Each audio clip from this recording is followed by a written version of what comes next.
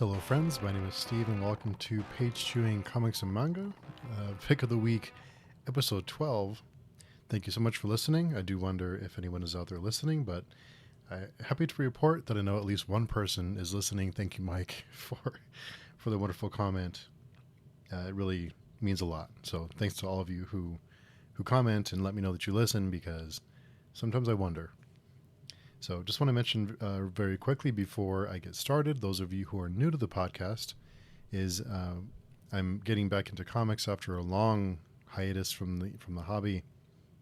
Trying to get back into it, trying to find books I'll enjoy. I've kind of always read creator-owned stuff, but I'm trying different things, trying to get back into it, and trying to find books that I'll enjoy. So most of the time, I will go to my local comic book shop and try to find books that are new or new arcs to jump onto. I'll give it a read and see if I'll continue or not. I'm not opposed to capes and cowls, but it's usually not my thing. But I do give it a shot once in a while, as you'll see this week. So also, I am looking for someone who is interested in being a co-host, even if it's now and again. I have nothing to offer other than a good time. So if you'd be interested, get in touch with me and let me know. So in the meantime, let's go ahead and get into it. And this week, my friends, I did make a mistake, because there were a couple books that I'm going to talk to this week that weren't released this last week, because I'm a little bit behind on a couple of these books. I just didn't see them at the comic book shop, and this week I did. So the first one that I'm behind on is Detective Comics Night Terrors issue 2. This is written by Dan Waters, Riccardo Federici, Mike Perkins, and Stefano Raphael are the artists. I really liked issue 1 of this series. I know that all these Night Terrors books are 2 issues long, and you know, Night Terrors was what it was. I think it's over now. I kind of lost. I just dropped off. I couldn't keep up, and I couldn't keep up with all the different spin-offs going on, and which ones I should read or have to read or don't have to read. It's a lot, and ain't nobody got time for that. So I did pick up Detective Comics issue 1. There was another, the Joker. I think I really liked that issue 1. Issue 2 wasn't that great. A lot of these I think would have benefited from being more than just 2 issues. I think if we would have gotten less of them and made them 3 or 4 issues, I think it would have been a lot better, a better product. I just don't think you can do a whole lot in 2 issues, especially with a big event like this. The self-contained books, it took over for 2 months or for 3 months or whatever it is. So I really like Detective Comics number 1. I love the artwork. It's very horror. It goes deep into horror. Reminds me a lot of it's like a mix of like Hellraiser and Dark City, kind of the vibe I got from it. And we do focus on Gordon and some beings from another dimension who are coming and granting wishes. And I think that was cool. I really like the kind of the cosmic horror portions of it, and where these beings came from, and kind of what they represented. And I don't know, issue 2, it was okay. I mean, the art is fantastic. I liked the story. It just felt rushed. It felt like issue 1 set up so many great things, and issue 2 felt like we didn't get payoffs from all of it. It just didn't feel. It feels like things are wrapped up, but it just felt like a missed opportunity for a really great story that could have really been stellar if we would have gotten another issue or 2. I just think it needed more room to breathe. It needed room to tell the story it was telling, because we set up a lot in issue 1, and then issue 2 comes to a close, but I felt like we could have gotten a much better experience with another issue or so. And I think I don't really fault the creators in this one. I think it's more of they had a short run, a 2-issue run to play with, and it's just not enough time to do anything really that it really stands out. It's tough to do in this format, so it is what it is. But issue 2 was fine. I think it was okay. Like I said, the artwork. I like the story was pretty good. There were some things that just felt, I don't know. It just didn't feel. It closed off. It closed up. It wrapped up. But the payoff wasn't there, which is kind of a bummer. So, it's over now. So, Night Terrors, I think, has come to an end. Why they did that in summertime and not winter or not fall, I have no idea. But I'm glad it's over. Get back to business, and we can wait for the next pointless event. So, sorry, I'm a little jaded. I was kind of excited about Night Terrors, and it just fell flat for me. So, the next book I want to talk about, there's only 5 this week. So the next book I want to talk about is Antarctica number 3. This is by Simon Burks and Willie Roberts. This is by Image Comics. Now, I wasn't a huge fan of issue 2, but I really liked issue 1. I think issue 1 leaned a lot into characters. It really did a great job introducing us to the character of Hannah, give us background on her story, what kind of set the groundwork for her. And I felt like the tone really changed in issue 2. We set up Hannah in issue 1. I think it set some things up, and then issue 2 was almost right into the action. Like we didn't have a chance to breathe, didn't have a chance to kind of get our bearings. We just went into it. And I really like the bones of this series. I really like I like the general idea. But issue 2, I just felt like was a little bit confusing. I felt like I was a little bit, things happened really fast. Things happened really quick in issue 2, and there were some things that just didn't make sense, that the characters were making decisions and figured things out really fast that I don't think most people would figure out unless there's something else going on. But going into issue 3, I was hopeful because I think, like I said, I think the bones are there. I think there's something good here that they're working with. Again, I was just really confused in issue 3. There's something pretty obvious happening that everyone seems to be oblivious about in the book, that no one seems to really see. And I'm wondering, did I miss something? Or is everyone else in this book missing something? Maybe it's just me, but I was really confused. I'm not quite sure what's happening. Things are happening just really quickly, these really major events, and there's not a lot of explanation for it. There's a little bit, but it just feels like we're going from one point to another, and there's not a lot connecting it together. I was very confused. Maybe I'm missing something, but there's all these really crazy things happening, and no one seems to be panicking, and it just feels like, why is no one panicking? There's some really crazy shit going on, and why is no one losing it? And why is no one noticing these obvious things that are happening that are right in front of them? I don't know. Maybe there's a reason for it that we just don't know yet, and that's possible too. I am I'm holding out hope that this will make sense later. I think maybe this will all tie back in together. I'm putting some faith in the creators that this will all wrap up. So, I think maybe this will come back together. I really like the artwork. I think the artwork's great. Even though I'm a little bit confused on how things are unraveling, I'm still on board. I want this to pay off. I think there's something really great, and I think there's some story bits that we have set up that may pay off. There's some flashbacks in this issue that I really liked. These short flashbacks that build on Hannah's character, that character moments, they're great. I love them. I love these small moments that connect from her past into what's happening now. I think all that's really great. It really makes you feel connected, and then we get back into this larger story, and I just get lost in it. I just don't know what's happening, but I'll continue to read because I have a feeling things will pay off. I have no reason to think that other than blind faith, but I'm hoping things will work out. So Simon Burks and Willie Roberts, I'm on board. I know you'll take me. I'll be less confused when this is over. Now the next one is Hexagon Bridge number 1. This is by Richard Blake by Image Comics. So in this one, the bridge is a doorway to a parallel dimension that we found, and we're introduced to a few people who are trapped inside this doorway or in this other dimension. And we do, we find these two people, and we're seen back here on Earth, or in this dimension, or at least whatever dimension we originated in the book.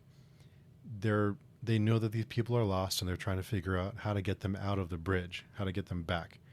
And this is another dimension, but there's you really get the impression there's things that are hinted at in this other dimension, that there's a lot going on. It's not just like a mirror dimension. There's other things going on, and there's some really great things that are hinted at, just really quickly.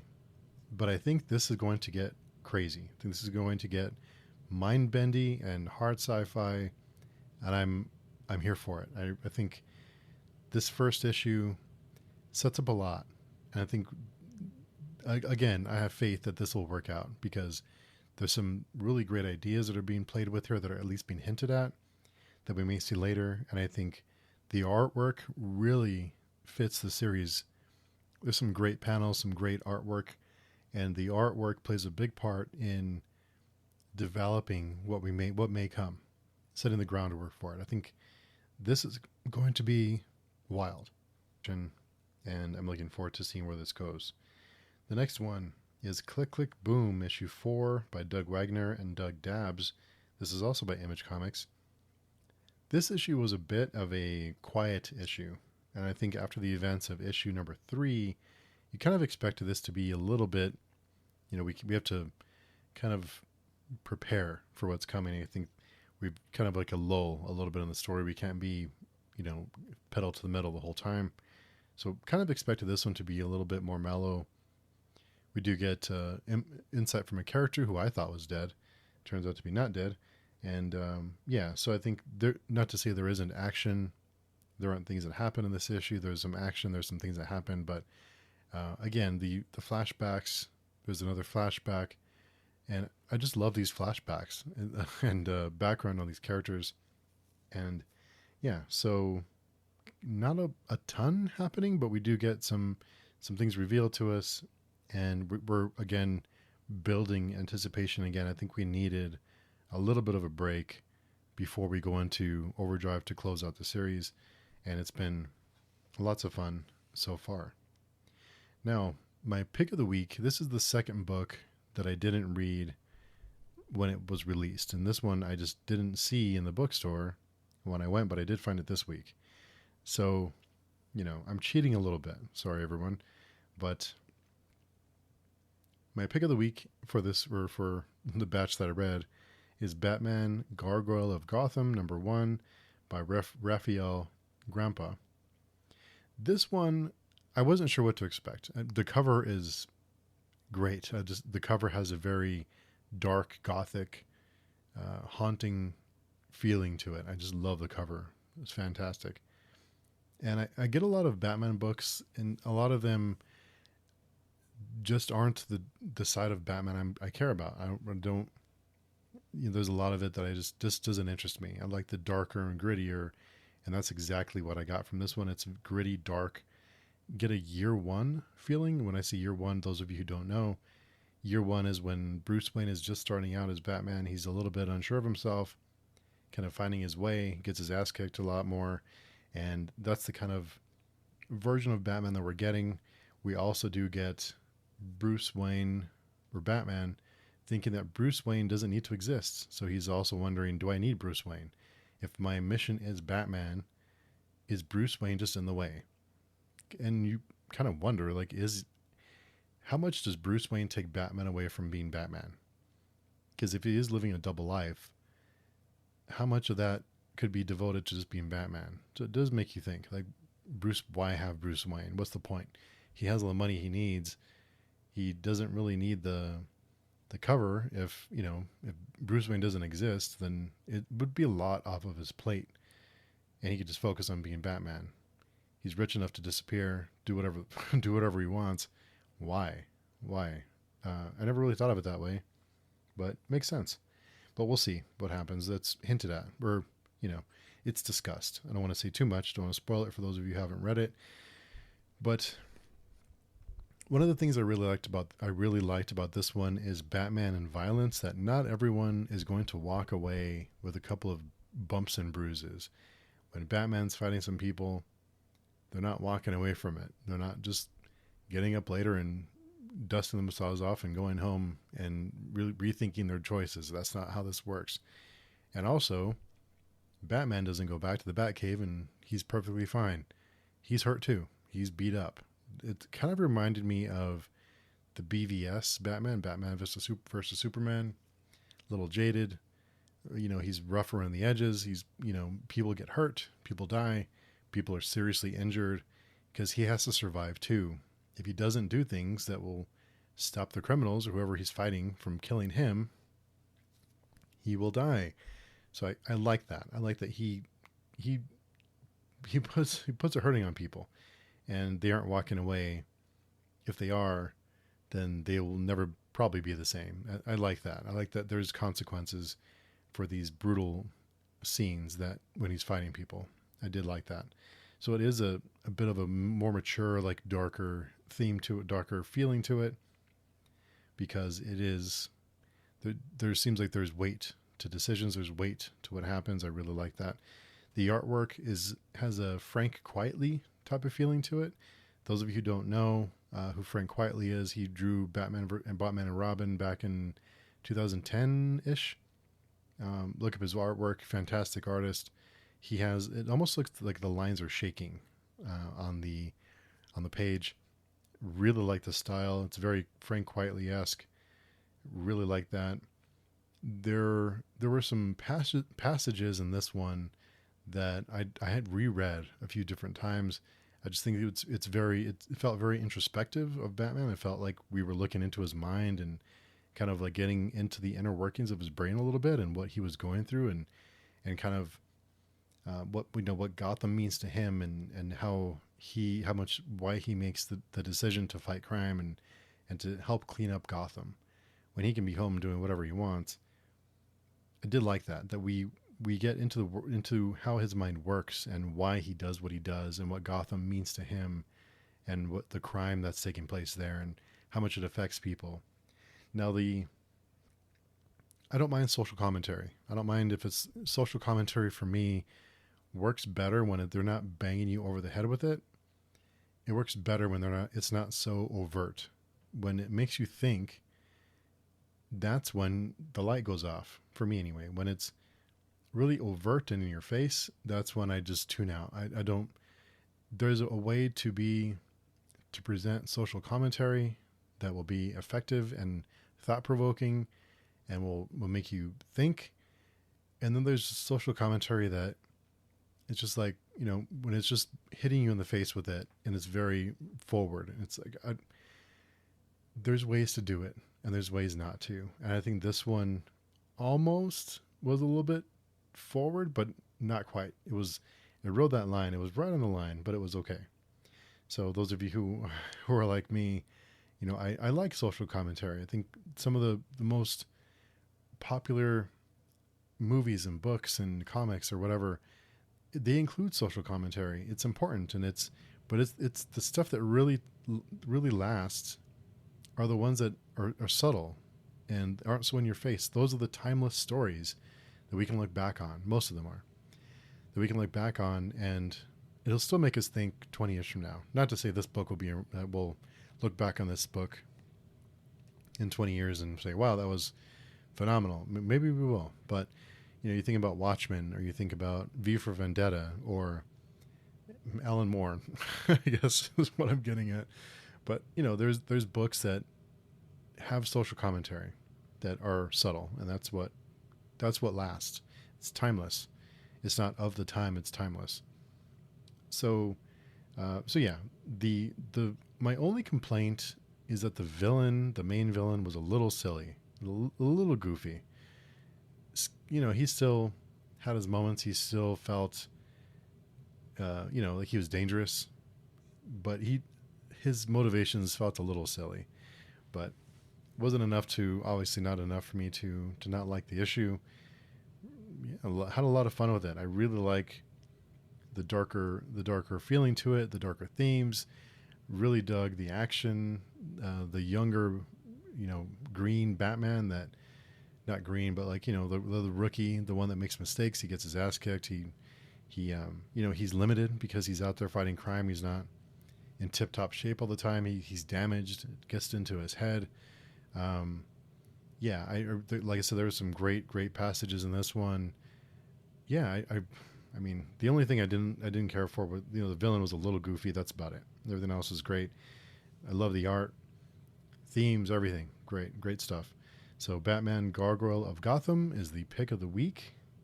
That didn't drop this week, but yeah. So there was a little thin on this week. I think I might start reading more trades of other past work. So if you can think of something that you'd like to recommend to me, please let me know. I have some books on the pile here that I just haven't gone to yet already, but I always like getting recommendations. So yeah. Thanks so much for listening. If you'd like to connect with me, the best place is on our website, pagechewing.com. Join our forums. We do have a closed community, but if you register on the forums, I check as often as I can, and I will be sure to approve your membership. That's to keep the bots and the riffraff out, but a great little community we have there full of just wonderful people. And if you'd like to join us, we'd love to have you come by and join and say hello. Also, if you're interested in being a co-host, or even just periodically, let me know. Get in touch, and we will talk about it. So until next week, we will talk to everyone soon. In the meantime, hope you're having a fantastic week. Have a fantastic week coming up this week, and we will talk to everyone very soon.